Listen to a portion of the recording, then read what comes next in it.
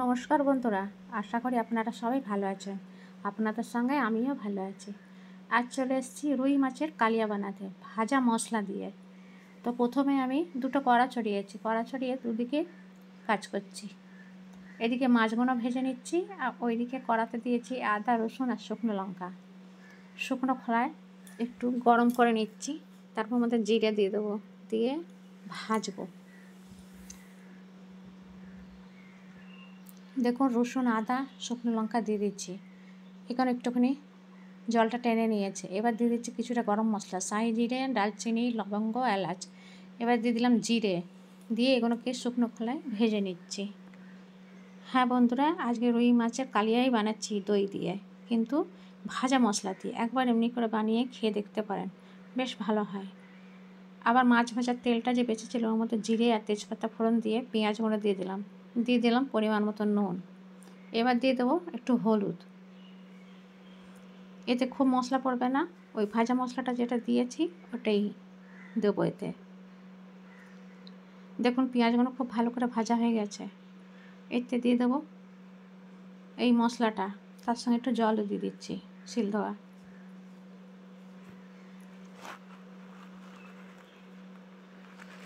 দেখুন হলুদ নুন মশলা দিয়ে খুব ভালো করে পেঁয়াজটা ভাজা হয়ে গেছে। এবার দিয়ে দিচ্ছি দইয়ের জলটা পুরোটা ঝরিয়ে দইটাকে খুব ভালো করে মেখে মিলিয়ে তারপরে দইটা দিলাম।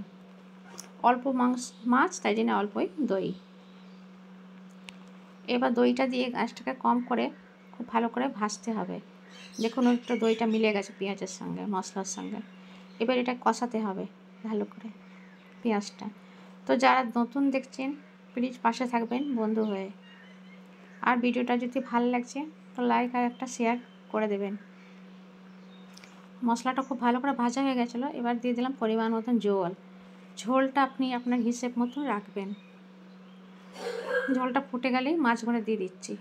মাছগুলো দিয়ে একটু ফুটে গেলে পরেই গ্যাসটা বন্ধ করে দেবো।